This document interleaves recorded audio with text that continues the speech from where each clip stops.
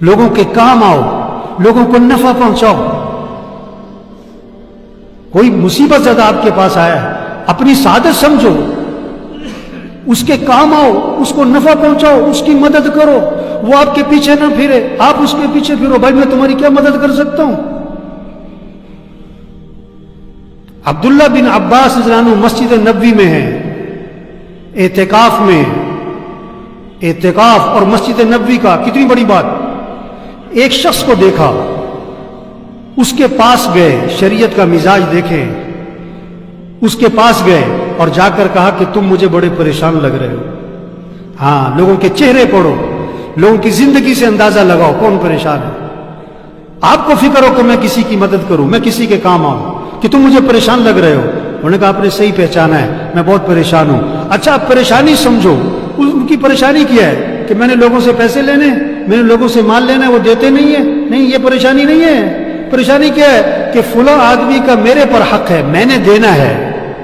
اور حضور صلی اللہ علیہ وسلم کی قبر کی طرف اشارہ کیا، اس قبر والے کی عزت کی قسم میں اس حق کے ادا کرنے پر قادر نہیں، میرے پاس ہے کچھ نہیں دینے کو، پریشانی بہت ہے، کہاں سے دوں. تو حضرت ابن عباس نے فرمایا کہ اگر تم کہو تو میں تمہاری سفارش کروں.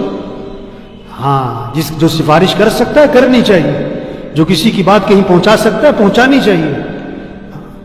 تو میں تمہاری سفارش کر دوں؟ انہوں نے کہا جی بڑی مہربانی ہوگی. جوتا لیا، مسجد سے باہر نکلے، چل پڑے اس کی سفارش کرنے.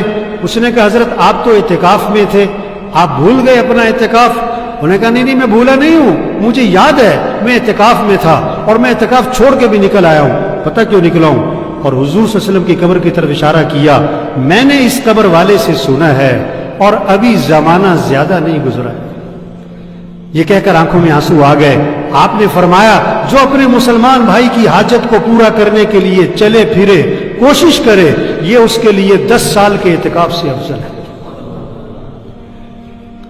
10 سال کے اعتکاف سے افضل ہے. کسی کی مدد کرو، کسی کے کام آؤ. مسئلہ حل ہو یا نہ ہو، آپ کوشش کرو اس کا مسئلہ حل کرنے کی. آپ نے فرمایا واللہ فی عون العبد ما کان العبد فی عون اخیہ. اللہ پاک اس وقت تک اپنے بندے کی مدد میں خود لگے رہتے ہیں